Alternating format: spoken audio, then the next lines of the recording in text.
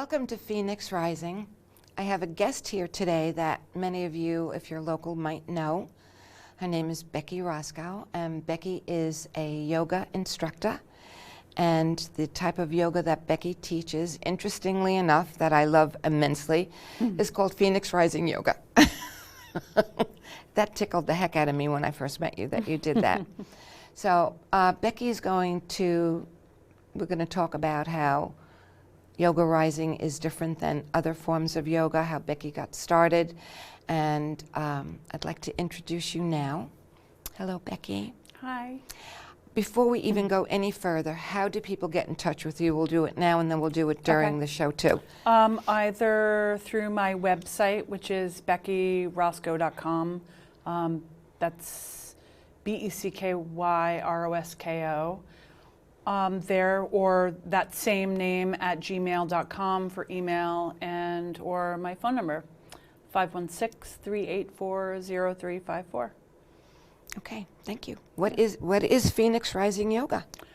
Well, Phoenix Rising Yoga Therapy, which is what I do. I first got into a yoga practice, and then I did a yoga training to deepen my practice, have more of an understanding of the background of yoga, understanding the postures more. Then I got into Phoenix Rising Yoga Therapy. Was it Phoenix Rising Therapy yoga that you were doing when you first stepped into yoga, or were you into other types of yoga? The teachers that I was attracted to were more Kripalu based, which is a style of yoga, which is kind of where Phoenix Rising was born out of. And I guess I can go into a little bit of backstory for me personally on how I really got into yoga, the steps I took that got me further in. Probably had my first yoga class in the mid-90s in the back of, maybe it was called, oh no, I'm gonna combine the name. It was the health food grocery store in Park Slope, Brooklyn, where I lived at the time. Okay. And it was near Key Food on 7th Avenue. And I don't remember the name of it, but where they sold books, there was a little door with like a curtain, and it said, "Shh, yoga in progress." And they said they had like a yoga class another night coming up this week, and I'm like, oh, I want to try that. My mom used to do calisthenics. Okay. And somewhat yoga when I was a kid. I remember I would lay on the living room floor in front of her while she was doing like scissor with her legs and like, doing these little movements, and I just loved to do it too. And so I took a yoga class there, and I remember feeling, I was in my early 20s, so I wasn't comfortable in my body. And there were older people making heavy breathing sounds, and I was like, get me out of here. This is kind of weird, but I liked it. Yeah. And I was always for the abnormal stuff, so. I went one more time there and kind of dabbled in yoga, but what I felt like over the next, I would say, 10 years was that whenever I dabbled, I would go to a class when things weren't right for me, more emotionally. When I was kind of upset, I would look and see if there was a yoga class available. Okay. And I primarily went to Ananda Wellness in Southampton once I lived out east again. And in those classes, I was exploring different parts of myself while in these weird shapes, these postures. And I was curious about what that was. Okay. Like what senses, what emotions were coming up, memories. I would have memories. And I was curious as to why they were coming up. And I had done, talk therapy here and there over the course of years, and had gone back to school in the late what do you call them, the late teen, not even teens yet, 2009, Okay. around there. Went back to school for interior design because I always did window displays, decorating, things of that nature for work. And like when I lived in New York, I did a little set design, like assisting prop managers. Fun stuff. Yeah, fun stuff that like we had to measure because we didn't have our cameras. We had to measure how much water was in the glass, for the next shoot. Stuff like that I loved, and where the glass was, measure it from the end of the bar, yada, yada. And I loved that. So I liked that kind of maybe control or something. But when it came to schooling, I'd never finished. I had gone to school for photography. So it was always very visual. And when I went back to school for interior design around 2009, I decided while there to also do a 200-hour yoga teacher training. Because what I decided I wanted to do was focus on designing yoga studios, meditation spaces, maybe in people's homes, a little bit more of clearer spaces, right, in order for them to embody themselves. And through doing the teacher training, I had a teacher during this teacher training who shamed a few of the students in the training. Wow. Around their strength. Because to me, yoga wasn't so much about, ooh, I did it. I touched the microphone. The microphone. I was told not to do that. You'll have to stand in the corner after the show. I will. I'll have to think about what I've done. So he made a statement around this one woman never being strong enough to be able to do what she was working on trying to do. This one posture. She was working toward handstand. Okay. And she kept trying and trying, and the guy just said, you're never going to be able to do it. You're not strong enough. Wow. And he kind of did that to a few of the other women. For me, it was never like about getting into the handstand. It was about the journey on trying and exploring the depths or the layers of my own self that came up trying. Yeah. Because my own self-dialogue was like, you're not strong enough. You'll never be able to do this. So then here was a man saying this to women. And it was like the hair on the back of my neck went up. And I almost feel like my superhero wings started to take flight that day, because I was like, oh, I'm going to teach. I had no plan on teaching. But I thought, for anyone who walks out of this person's class because they don't feel good about themselves, hopefully one day walks into mine. Yeah. And they're reminded of who they are, that they don't have to ever do the handstand, but what would it be like to explore lifting your leg? That there are steps that we take, because I believe that every posture in yoga that we struggle with, there's a mirror for it, as we say in yoga, off the mat. There's a mirror for me struggling with a handstand on my mat. What am I struggling with in my life currently? Yeah.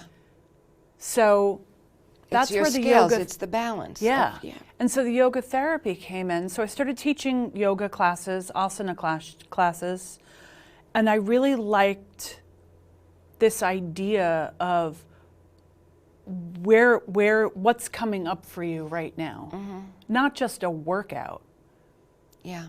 And so I heard of Phoenix Rising yoga therapy. There was like a place in New York where they were doing a module 1. And I was like, I'll try that out. I'll commit to something small, because the whole process of it was longer, financial commitment, traveling, lots of stuff. And I did it, and that was the key. That was the key for me. And it changed my teaching, because I still teach Hatha yoga classes, but it changed the way I approach everyone's individual experience. That it's okay if there's a room full of people doing different things because we're different bodies. And Yeah. I try to get away from calling them asanas, the postures of yoga, because a posture sounds Very rigid and very stiff. yeah, and that they're more shapes. Mm-hmm. They're shapes that we're taking. It might not be the shape that's in the book, Mm-hmm. but it's the shape that your body Right. can do right now. So through Phoenix Rising, you teach people to honor everything about the position, about their body, about what's coming up when they're in that position. And I agree with all that except for the word teach. Okay. So it's about holding space for people to find that within themselves, because Okay. we're all born with a toolbox, Mm. and we go through maybe a school system that unteaches us that we can Yeah. access our internal navigational system. You know, that we do have the tools to know that where I'm at right now is okay. Mm-hmm. So it's about, I believe the role of the yoga instructor, the role that I feel like I like to take is that I hold space for people to remember who they are. Mm-hmm. And it might take a really long time, and for some it could, it could be really easy. Sometimes I think we're like an eighth of an inch from our true nature. We just have the facade Yeah. in the way. Yeah. Yeah. And I think for myself as a Reiki master teacher sometimes is a very misleading title, Mhm. because I learned so much from my quote-unquote students. Yeah. So it's really much more of a give and take, a remembering, a reawakening. Mm. You know, anyone that will come and say, I want to sit with you and learn Reiki, I believe I'm really helping you remember what you already know, what's in your cellular memory. I'm not teaching you something that's not already familiar to you on some level. Yeah. And that's exactly the experience I've had with you so far with reattuning, and because for me, I felt like I was drawn to come to you to reignite a flame that I felt like was like the match went out too soon. Mm-hmm. And Yeah. there was, and my experience with you is that I don't feel like you're not overly teaching. You're giving me permission to say, is this okay? And then and we dialogue, and that I think the best teachers are ones that are just walking right along with you. And we share information with each other. Yeah. You know, there were other things I said that I want to share with you, as our friendship and this relationship moves along, because we met through a mutual friend, and there was a connection. It was a remembering of you somehow. And for me, when I started, someone had said to me, who was my mentor, who has since crossed over, Ron Boyd, who I still adore and probably always will. He had said to me one day, you're going to do this thing called Reiki. And it was like, what's that? In the early 80s. Did you imagine yourself raking Reiki, the lawn and or something? and people would tease me and say, you're going to go rake leaves, you need to learn to do that. So I said, no, I'm not familiar with it. He said, it's going to be a very big part of your life. Yeah. And I said, okay. And friends of mine, who I don't know if you've met, did you ever meet Surya yet? No, I haven't met her yet. Okay, so a friend of mine, Susan, also known as Surya, is a yoga instructor, and she does a lot of chair yoga classes for people with physical disabilities, elderly, people brand new, also that really have no clue and are a little intimidated by the word yoga even. Yeah. And she and another friend, Lonnie, said, you have to come with us to the West Hampton Library. There's a Reiki circle. And I was like, oh, funny, Ron said this thing about Reiki. And I sat there. It was in their all-purpose room.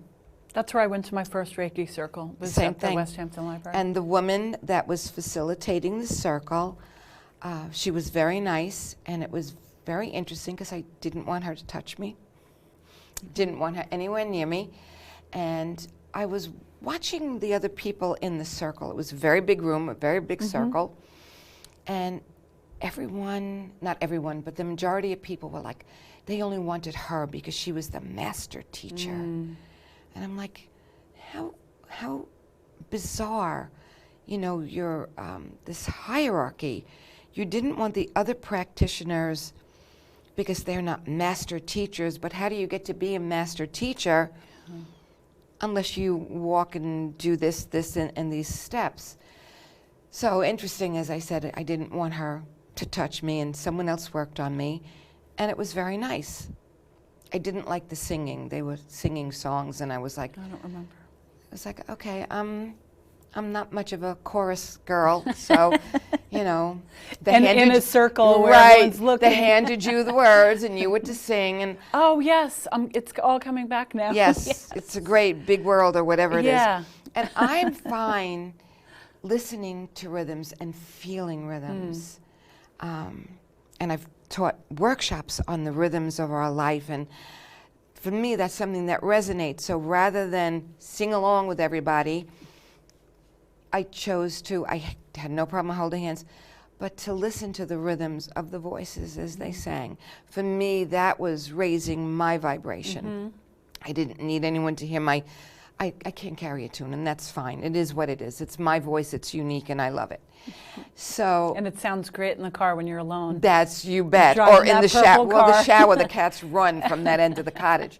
So it was interesting. I think I went 2, maybe 3 times, and I just had an aversion to this very nice, pleasant woman. It was like, don't want her touching me. And I worked for a local chiropractor at the time. And one day this woman came in, her name is Cheryl, and she said, hi, I'd like to know if there's space in this building that I could rent to do massage therapy. And I said, well, you'll have to talk to the doctor. She's the owner of the building, and she does rent out space, but I don't know the availability right now. And then she sat down, we were just chatting, we were in between patients, and she said she was a Reiki master teacher. And we had just clicked very much how you and I clicked. And I said, really? I said, I'm interested. So I did Reiki 1, 2, advanced practitioner, master and master teacher with the same teacher. And you don't always have to do that. You know, I think many times people get locked into whether it's yoga, cranial sacral training, any of the trainings that we do, you don't have to stay with the same teacher. I mean, if you're taking a course, yes, you take the course. But when it's something, I guess, as eclectic as this energy work is, we tend to outgrow teachers. And you can outgrow what I have. It doesn't mean that we have to stop speaking to each other or anything like that. It's, we honor each other in the different facets of our lives. So I did that, and then I went on from there to do shamanic training with the Four Winds Society, the Anamkara training with a shaman through the same society through Alberto Vallaldo. And I did therapeutic touch training on a more traditional level with Madge Cosentino, who was at the time the head nurse at Southampton Hospital. And all the nurses there were learning therapeutic touch, which is very similar to Reiki. And her husband was the #1 surgeon there.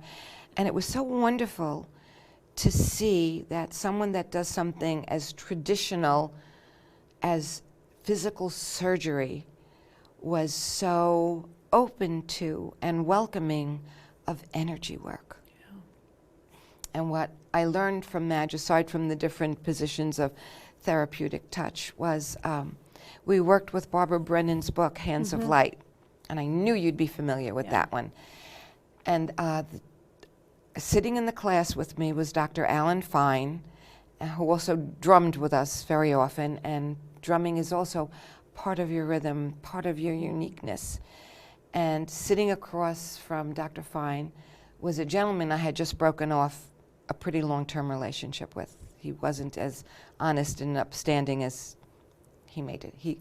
We did workshops on masks after that. I learned from each relationship that you're in, whether it's sexually intimate or not, you learn, and hopefully we learn, and we can move on. So I was learning at this time, and I was fine with him being there. He wasn't directly across from me. He was over to the right. And when we took a break, Madge called me over and she said, "How are you doing? You liking the class?" And I said, I'm loving it. And Dr. Fine is so much fun to be with. And she said, "And you and that gentleman, what's going on?" And it was like, "Oh, what do you mean?" You know, like, "Quick, put your mask on, don't let her see anything." There's nothing happening. Nothing is happening here. And she said, "Phoenix, there are very strong energy cords between the two of you, between your throat, your heart, and your solar plexus." She said, "They are very, very, like locked in there." And I said, "Well, that was a relationship for a few years, and I broke up with him because he went outside our mutual contract." And she said, "Well, you really need to do a cord cutting because he's not letting go. He wants to have his cake, his cupcakes, the cookies, and the crumbs. He wants the whole thing." And it was like, that's not happening. She says, "To make it easier on yourself, do a cord cutting." And that's when I went in and I learned cord cutting, which is such a beautiful, non-invasive, gentle, powerful, peaceful way to release unhealthy relationships and situations.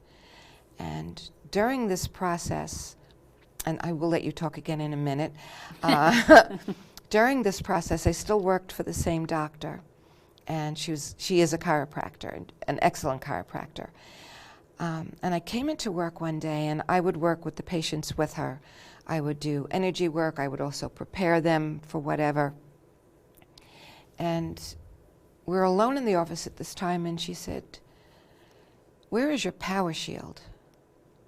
And she really shocked me when she said that. And it was like, "What are you talking about?" And she said, "Your power shield, where is it?" And I said, "Oh my God, I don't know." I have goosebumps now. And she said, "You either unknowingly or unwittingly, semi or unconsciously, gave it to him or let him take it." With the cutting? Just prior to the cutting. I said, "Well, okay, so," and I became so nervous. It was like, "So how do I get it back?" And she said, "Oh, honey, you don't ask for it back, you take it back." So I went into one of our exam rooms and took myself inside into a journey to my sacred space. And I saw him. I invited him there to see him. And he's much taller than me, much bigger than me. He's like 6'3", 6'4". And I took back my power shield. And I still remember what it felt like. And it was like, this won't happen again.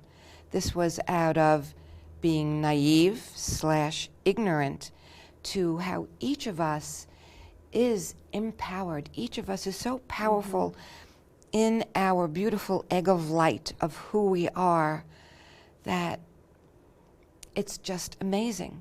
And I have heard from him over the years since I took back my power shield, and he has become so very small, physically and energetically. And it's just really an interesting journey. So as I'm chattering away here now, I will give you the floor and the cameras to speak about something about Phoenix Rising. When you put your hands on someone, put them in a position, or you yourself, can this be a segue into something that people could learn now from something that you'd like to share with them? Well, one of the elements to a Phoenix Rising yoga therapy session that's different from, let's see, when I had gone and did talk therapy, I always felt that the last 5 minutes was like, oh, here it is. And it was like the first 45 minutes I was like, yeah, and yesterday I made a vegetable stir fry, it was okay. Like I was almost looking for things to talk about. And even the week coming up to it, I was looking for things to talk about. And I was like, I really don't have anything. And it was like I was having to pull stuff out of me. And then the last 5 minutes, I always felt like, oh, here's something. And without fail, it was always like, okay, well, time's up. And I didn't have time to dive into it. And I remember years ago, I was in the city. This one time, I had big emotion come up. Time was up, and I left, and I was on the D train, just sitting on it, and people were filling, and it was rush hour, and I was going home, and I was like flooded with all these memories. Yeah. And I kind of gave too much power maybe to my therapist at the time, and I couldn't access the tools to process this myself. Right. And also I was very young in my emotional dealing with my emotions. I was very young, that it would take me down a memory. Right. And for a week I would be like kind of depressed and down about it, or I would just, I call it hamster wheeling. Yes, I would monkey hamster mind wheel it. just goes. And I couldn't get out. And what shifted for me when I received a Phoenix Rising yoga therapy session was that there is a centering. Just like in a yoga class, there's a centering. And then there's the body of the session where there's movement, assisted movement. So it's assisted movement into these yoga shapes where as a receiver, you're maybe exploring a physical edge, but where the physical edge is, there might be an emotional edge. You're able to talk about what's coming up the whole time, and then there's an integration period, which I didn't have in my talk therapy. It was time's up, and I just had to. Next person's coming in. Go serve French fries at the French fry joint, whatever anyone does after that. They go to their job, they go wherever. Whereas here, there was this really safe container to explore everything that came up. So the whole time your eyes are closed, if that works. I mean, it always works for me. And then in the integration time, it's looking back at all the shapes maybe your body was in, the emotions that came up, things you spoke of, but also all the other things you didn't say. So there's time for that to come into light.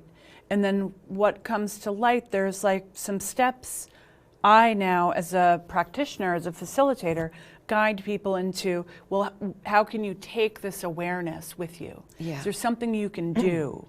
And whatever kind of an action step you can take. And so I find it to be a really beautiful, safe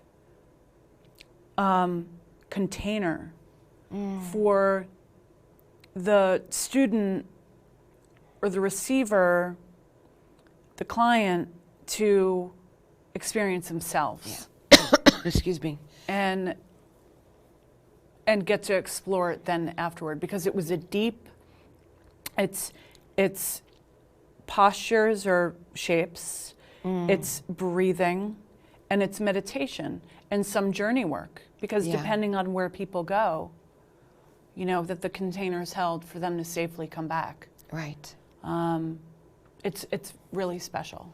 I do have to have a session with you. Yeah. At minimum one. Oh, absolutely. And I had the blessing of watching you this past weekend. You were doing Reiki, but there was your dialogue, and I watched you assist that lovely woman in feeling safe, in feeling that the space that was created for her, that the three of us were in, was sacred space. She was safe, and when you scanned her, when you worked on her, and knowing her for the years that I know her, and you just met her moments before you worked on her, to hear her share just so beautifully. And when you were working on her, you sensed it and I sensed it. She was just wide open because you allowed her to feel so safe there. You know, and the things that you felt and then were validated by her explaining to you certain situations that she had had in her life. So, and I've experienced with people that they don't want to tell me anything. I'm sure you've experienced this too in your work, where people, it's almost as if they put a wall up because of, maybe because I'm the teacher, or I'm, you know, whoever I am in this, some think because I know more about something, then they're like, well, you tell me. I'm like, I can't. No. You know, and that's really special too, because I think when I first started, I was like, oh, I think I can. I think I so can. Cute. You know, like I was like, oh, this is I got great. this. But, you know, the more and more I practice it, the quieter and quieter I get. Yeah. You hold space for someone. Yeah, when we get to be the witness. That's it, the silent witness. That's remember part of being an Annam Cara also, is Yeah. being when the person who's in transition to leave the physical body, when they're still able to communicate and talk, you ask some leading questions that they have been holding back or maybe forgot about, that they want to share before they can't physically speak anymore. And you just, it's silent witness, and it's so magnificent. And to give someone that gift, to be their silent witness. Yeah, and I don't remember who said this quote, but when I get to be the witness, all manner of miracles occur. It's true, and it's magnificent. It's so true, right? Yeah. I mean, when we just get to sit in someone's space. And some people are frightened. When you were talking before that, some people don't want to say anything. I had a client recently, and they came with their partner. The partner had this session first, and it was for a journey / past life regression.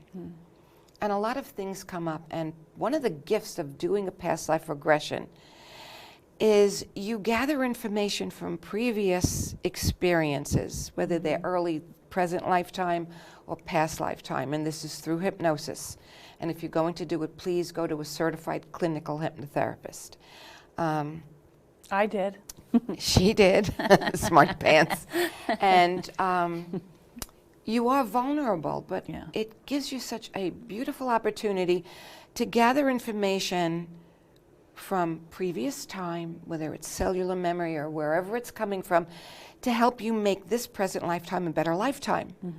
And I might have shared it with you that day, that this individual who knows me and trusts me, I did the partner first, who had an amazing session. It's always such a beautiful thing to be witness to. And they record, you're allowed to record when I do it. And I also take my own notes of what I'm experiencing and sensing from you, with you, something you might forget, whatever. And the second person came in, the first one left, she went out and did some errands and stuff, and the second one came in, and I do what's called, most of us do what's called an induction, get you into a very comfortable place, and then the hypnosis begins, and you just, all hypnosis is self-hypnosis, and you go into a very safe space where you can interact with me. You could tell me, I don't like what I'm seeing, I'm feeling, get me out of here. And I bring you back gently, and we could go further somewhere else, or just bring you back and fully awake. And this other person, and your eyes are closed when you're getting hypnotized. And you've been in the space, it's lovely space, it's so comfortable and peaceful and sacred. And maybe 10 minutes in, I'm sitting behind your head, and this person said, so can I open my eyes now?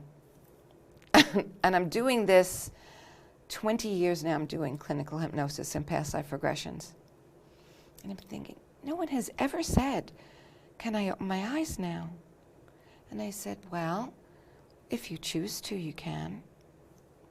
You know, do you want to end? No. And this is a person with very, very intense control issues. And I said, okay. But it was very interesting for me to also watch my responses, honor where they are. You can't say to someone, no, you have to close your eyes. Just leave it and guide them for wherever they are. And this person was telling me what they saw, which my interpretation resonated for me. And what they were telling me they saw, a lot of it was fluff. They wanted to fill the time. You're throwing your money away at that point, and time is more precious than money. And you threw away what could have been a very information gathering experience, but you were afraid to for whatever reason. And when they got to the point where they saw water and a waterfall, but it was on the other side of a fog. So afterwards they asked what I thought, and I said, well, when you got to that part, and her eyes were already open, I said, water is emotion. Fog is covering it. So for me, my interpretation is you're not ready to truly be in touch with your emotions for whatever reason. You know, so don't come back to me or someone like me until you feel safe enough, and you might feel safer with someone else, maybe someone you don't know for a number of years, you know, for whatever her balance is. Maybe go to a different hypnotherapist. Maybe discuss this with your psychologist. But for whatever it is, we're all in such different places. And for you, when you're doing Reiki or Phoenix Rising, and someone is sharing with you, it's what a gift for you also. Yeah.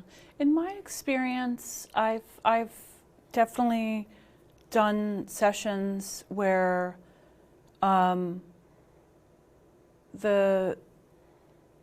they couldn't keep their eyes closed for whatever reason. Yeah.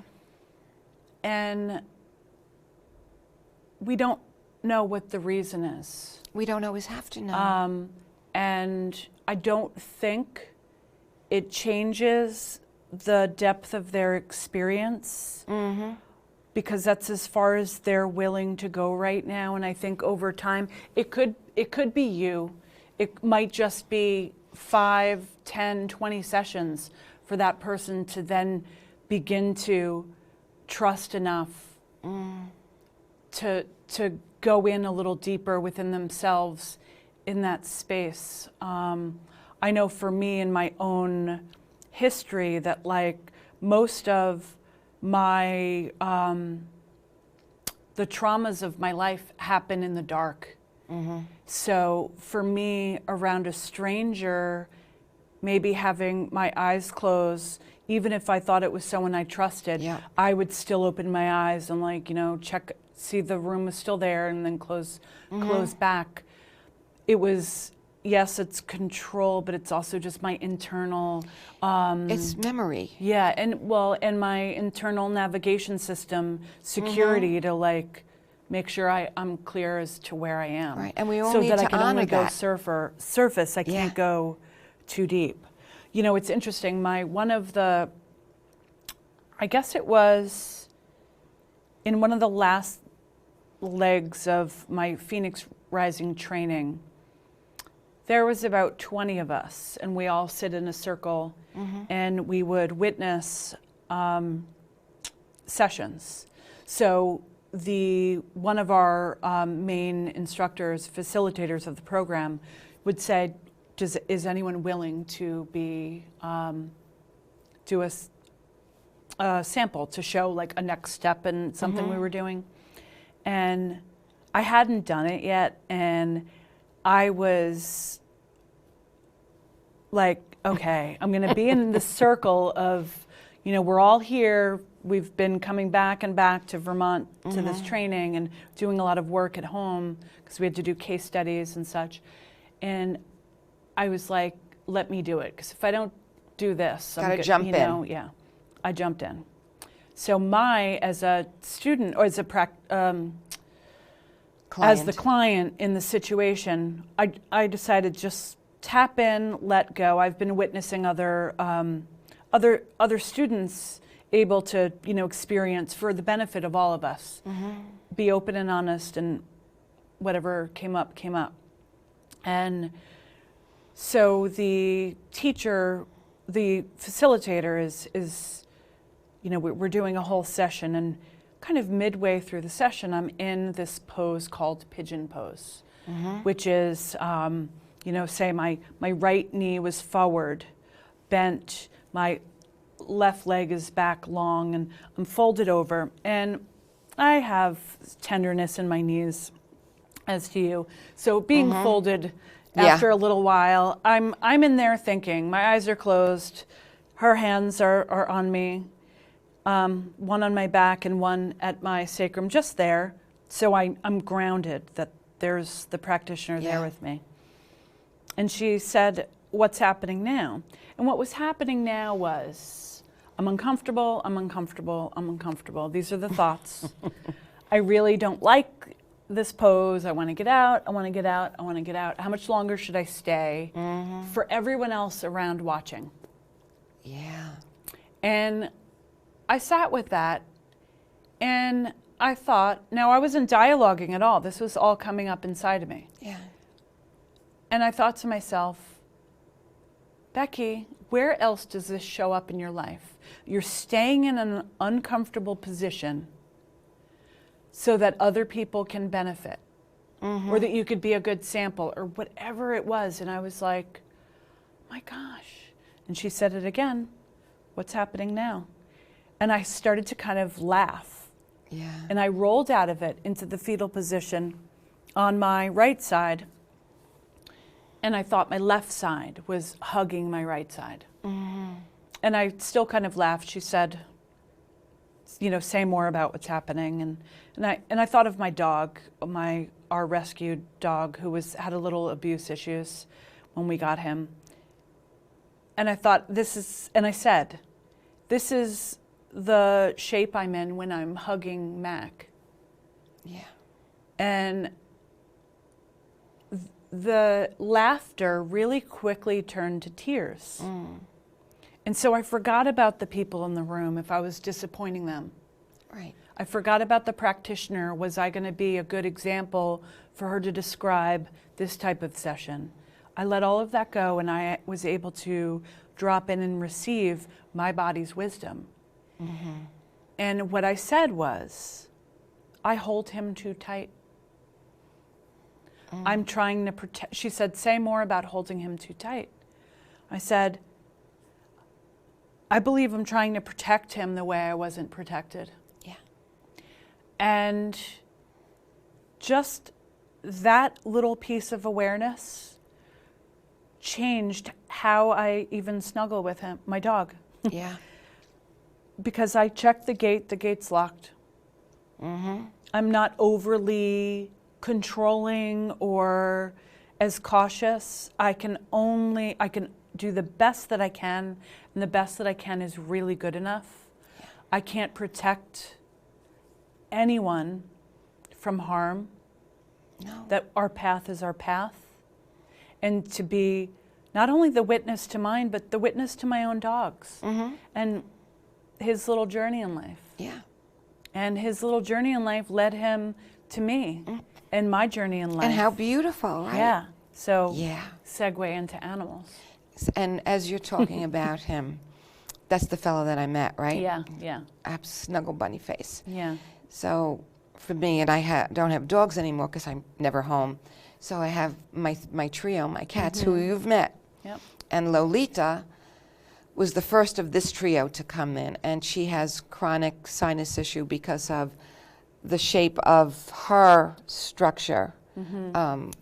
When she was found, she was just maybe 2-3 weeks old, and they told me she was found in between the blades of a rusted out hand lawnmower somewhere in Brooklyn. So they took her, and she was on different antibiotics before I got to the rescue place for her, and she's been on herbs her entire 11 years of life. So when she has a flare-up, I don't want to leave home. I don't want to see clients. I don't want to go to work. I want to stay there. She's just an amazing being because she allows me to administer these herbs every day orally, takes him like a champ. You know, it's like, okay, here we go. I dip it in her food, you know, and do that thing. But then when there's a flare-up, I have to give her nose drops. And everyone watching this show, I'm pretty sure, has a good idea how tiny the nostrils are on a cat. I cannot even tell you how good she is when I'm doing that. I don't have to restrain her. She sits next to me. I tilt her face up. We do drop one, and of course she does that kind of thing, and then I have to hurry and get the second. But it's the wanting to protect that's like, well, what if something happens when I'm not home? What if she have difficulty breathing and I'm not home? And it's, she's with you. She is safe. And other people tried to adopt her before I was blessed with her. And she was returned to the rescue group once and then not let out to the people that wanted her just prior to me. And I know it's because we were supposed to be together, because not just me, but I was able to get her to the veterinarian that was going to be the one to assist her in having this longevity in her life. You know, the same thing with Oliver, the big arch goofball that you met.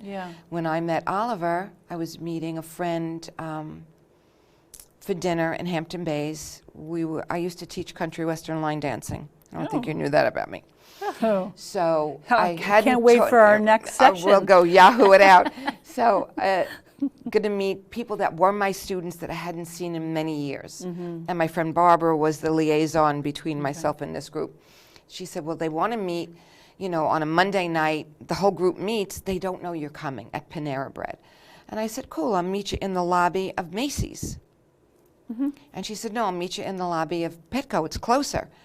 I said, okay. And I go into Petco whenever I'm there. I go in, my heart goes out to all of them, but I don't feel the need to take them home. I do Reiki on everyone. I send everybody blessings, get them into a good home, but I don't bring anyone home. So I'm in the lobby, and I hear, I have to go home with you. I'm so frightened. And I'm looking around for the other human that I could give this message to, and I was the only human. And through the glass, I see this orange face with absolute terror on it. And animals do have expressions, folks. So he says it again, and I walk in, and I didn't get him out of the cage or anything, so you couldn't even see how big he was, because the fear had just had him shrinking into himself. And I said to the girl, you know, what's his name? Oliver, and all this nonsense about how he got there, which was not the truth initially. And I said, he's coming home with me. Like Oliver Twist? I don't know how he got the name Oliver, but I think it's very common for orange marmalade / ginger cats to be Olivers and Charlies and silly names like that. So I said, I'm coming back. Very educated. You're right. I'm coming back, Charlie with glasses and the little patches on his tweed coat. Corduroy. I said, I'll come back tomorrow. My friend Michelle was involved with RSVP at the time, and I'll get him tomorrow. And she said, no problem. I come back the next day. We get him out of the crate, and that's when I saw how big he was. And I held him against me, and there was blood all over my shirt. So we went very quickly down to RSVP's veterinarian in Hampton Bays, and he said he has chronic pododermatitis, which is an autoimmune disorder. And their pads, mostly cats more than dogs, the pads puff up, they break, and they bleed. And that's why the person gave him away, because he wasn't using the litter pan, rather than taking him to the vet. Because it hurt? Very, very painful.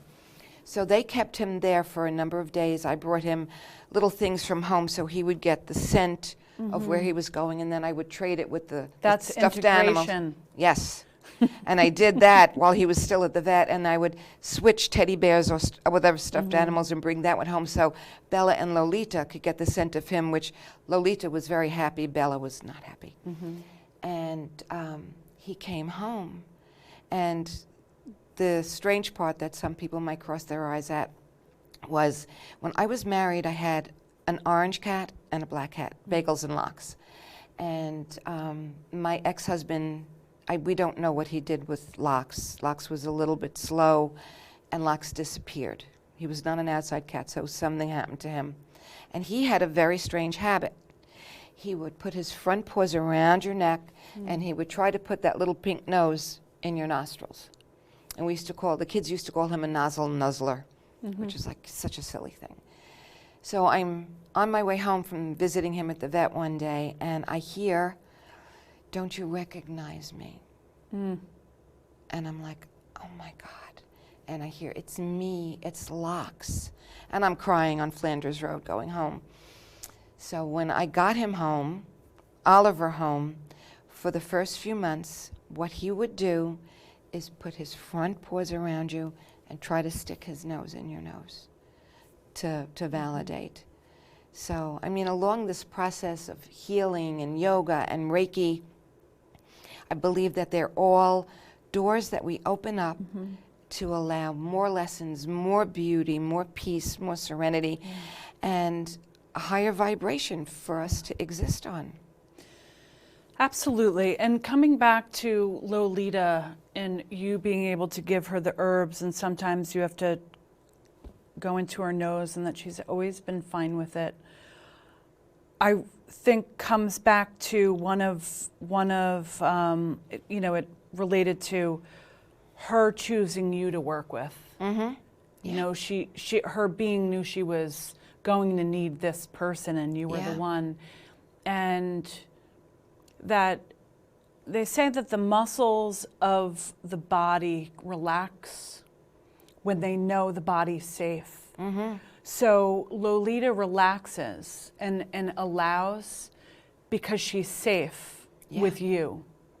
And same thing with Oliver, like you hearing him saying, "Take me home." And him saying, "Do you remember me?" That was amazing. These are all, you hear it, you know, not everyone can hear these things. You heard it because you can. And it's as if your muscles have relaxed, your inner ear has relaxed enough to hear the messages from animals. And I feel that for me, when I'm giving or holding space for someone, I relax enough. My body relaxes enough.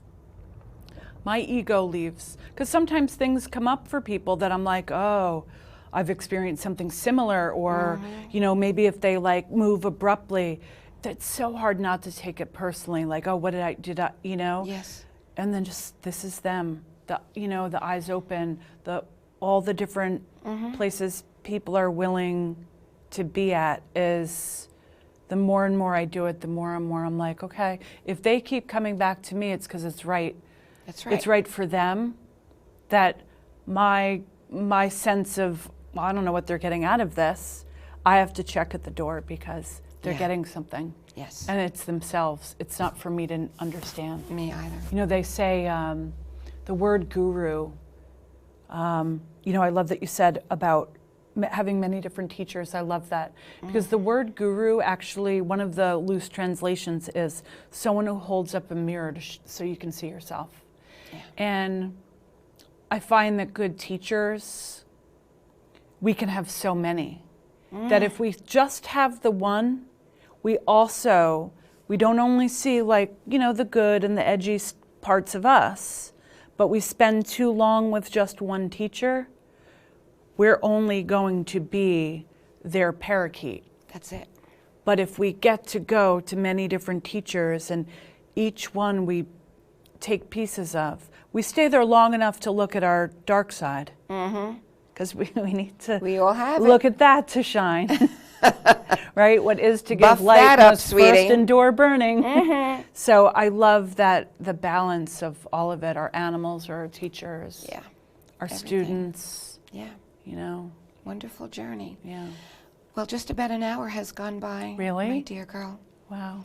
So in that little 2 minutes we have left, would you again give your information on how people could reach you? BeckyRosko.com is my website. Rosko is the last name.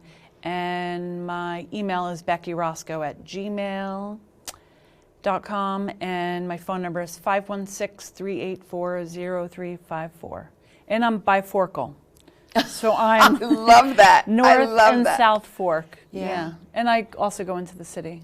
Yeah. That's wonderful. Yeah. Thank you so much. You're I'm so welcome. glad that you had the availability to come on today. Yeah, me too. And I hope you come back. I'll be back. I'm back. I'm already here. You're already back. I'm here Okay. again. All right.